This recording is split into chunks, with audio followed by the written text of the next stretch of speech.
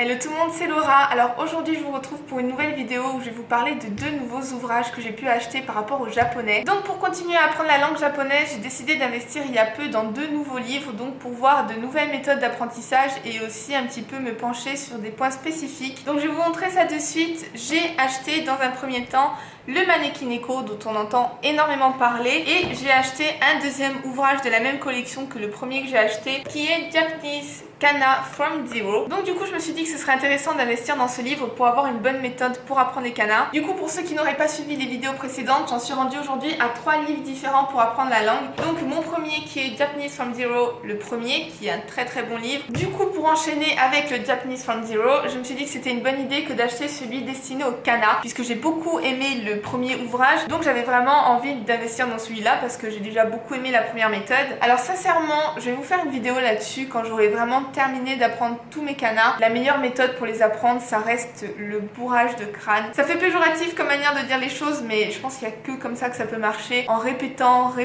en usant des stylos et des des feuilles et des feuilles. Mais je pense que ce livre peut m'accompagner et peut vraiment m'aider à mieux les apprendre. Donc je vais vous expliquer en fait comment se passe chaque leçon et j'aime beaucoup ce format-là. Donc déjà, qu'est-ce qu'il a ce livre en supplément par rapport au fait de simplement recopier des lignes et des lignes? Eh bien, il y a beaucoup de vocabulaire dedans, donc ça permet d'apprendre des mots en même temps qu'on apprend les kanas. Et après aussi, la méthode qui est employée dans ce livre est beaucoup moins barbare que le simple fait de recopier des lignes non-stop. Au niveau d'une leçon, donc dans un premier temps, on a les kanas qui nous sont présentés et le sens dans lequel il faut les écrire. Ensuite, ce qui est très sympa aussi, c'est que nous avons les variantes. Et ça, je trouve ça très intéressant parce que dans les applications sur internet, on trouve rarement un fichier qui regroupe toutes les manières d'écrire un kana et du coup on peut se confondre. Là, ici, on a vraiment les différentes manières de pouvoir les écrire et du coup ça nous permet de mieux les reconnaître selon les situations. Si c'est écrit à la main, sur des pages internet, sur des affiches. Après, à la suite, sur l'autre page, on nous explique bien les différences qui peuvent subsister pour un même kana, donc on nous montre bien le même symbole, mais les différentes manières de les écrire. Et après, on a donc les fameuses grilles où il faut répéter non-stop, donc la même manière qu'on aurait nous d'apprendre tout seul les kanas. On l'a directement dans le livre, on peut écrire dessus, on n'a pas besoin d'avoir des feuilles à côté. Comme je disais, on commence à avoir des mots, donc petit à petit, on nous rajoute des kanas. Donc par exemple ici, on n'a que quelques syllabes qui sont écrites en kana et le reste en romaji, mais au moins ça nous permet d'apprendre des mots au fur et à mesure. Et ensuite, on nous apprend à écrire les mots en kana, donc vraiment à répéter des kanas, mais enchaîner à écrire des mots complets. Donc le fait de les répéter, ça va nous apprendre non seulement à retenir les mots eux-mêmes, mais ça nous apprend aussi à les écrire. Et après, finalement, nous avons des petites activités qui nous permettent de voir si on se souvient bien de tout ce qu'on a appris jusqu'à présent. Donc ça aussi, c'est des choses qui viennent compléter un petit peu la formation qu'on pourrait se faire seul. Et enfin, dernière chose aussi très intéressante,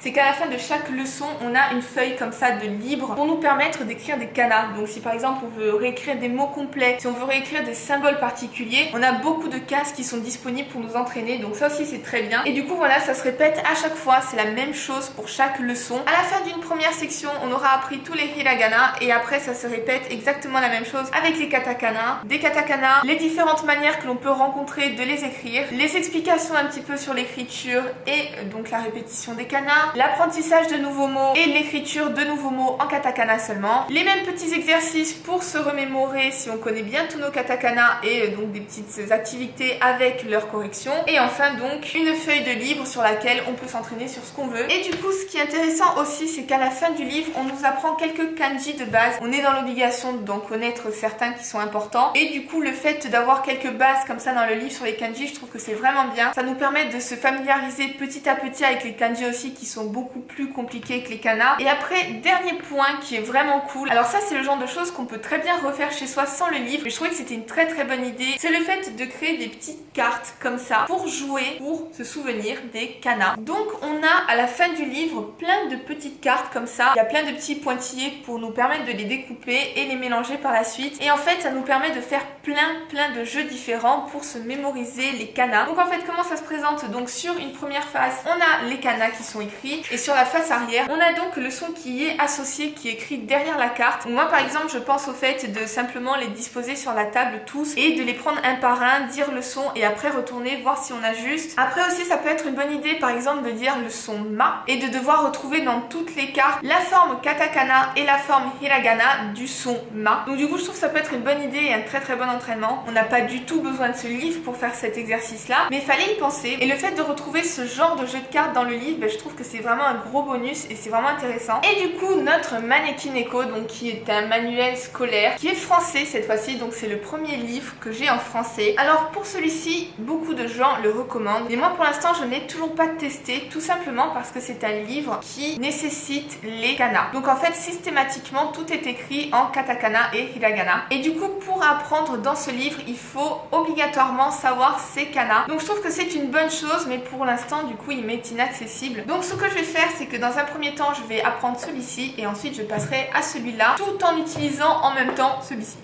Voilà, donc ça fait beaucoup. En plus de ça, j'utilise une application, même plusieurs, donc ça fait sacrément du boulot, mais c'est pas plus mal, au moins j'apprends bien. En fait ça s'organise par fiches, un petit peu comme lorsqu'on a appris le français au primaire. En fait ce sont des petites fiches de grammaire, de vocabulaire, de texte et d'exercices qui s'enchaînent en fait au fur et à mesure, et je trouve ça très bien parce que c'est par notion. Je pense vraiment que c'est une bonne manière d'apprendre. Moi j'aime beaucoup quand les choses sont bien organisées, bien carrées, vous voyez, par leçon, etc.